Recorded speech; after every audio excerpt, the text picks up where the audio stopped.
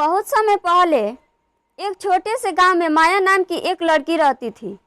माया एक सीधी सादी और मेहनती लड़की थी जो अपने माँ के साथ रहती थी। उनकी जिंदगी बहुत कठिनाइयों से भरी थी, परंतु माया के दिल में हमेशा एक उम्मीद की किरण जलती रहती थी। गांव के किनारे पर एक घना जंगल था जिसे परियों का जंगल कहा जाता था। लोग कहते हैं कि इस जंगल में परियों का एक रहस्यमयी बाग है जिसमें सोने के फल लगते हैं, लेकिन उस बाग तक पहुंचना आसान नहीं था। जंगल में कई कठिन रास्ते और खतरनाक जानवर थे। एक दिन माया ने अपनी माँ से कहा, माँ, मैं उस परी लोग के बाग में जाना चाहती हूँ और सोने के फल लाना चाहती हूँ ताकि हमारी गरीबी दूर हो सके। माया की माँ ने पहले तो उसे मना किया, लेकिन माया के दृढ़ निश्चय को देखते हुए उन्होंने उसे आशीर्वाद दिया और समझदारी से काम लेने की सलाह दी। माया अपनी यात्रा पर निकल पड़ी। जंगल में प्रवेश करते ही उसे एक बूढ़े व्यक्ति मिले जो बहुत कमजोर दिख रहे थे। माया ने उनकी सहायता की और उन्हें पानी पिलाया। बूढ़े व्यक्ति ने कहा, बेटी, तुम बहुत दयालु हो, मैं तुम्हारी मदद करूंगा।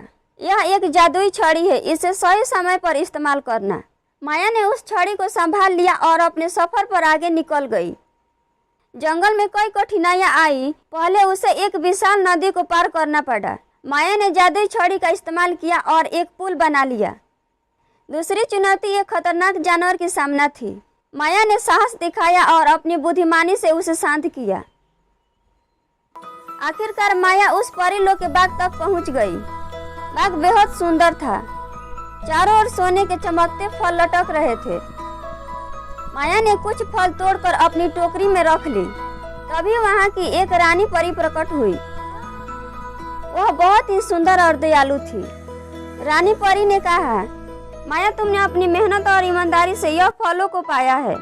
तुम्हारी दयालुता और साहस ने तुम्हें यहाँ तक पहुँचाया है। मैं तुम्हें वरदान देती हूँ कि ये सोने का फल कभी खत्म नहीं होंगे।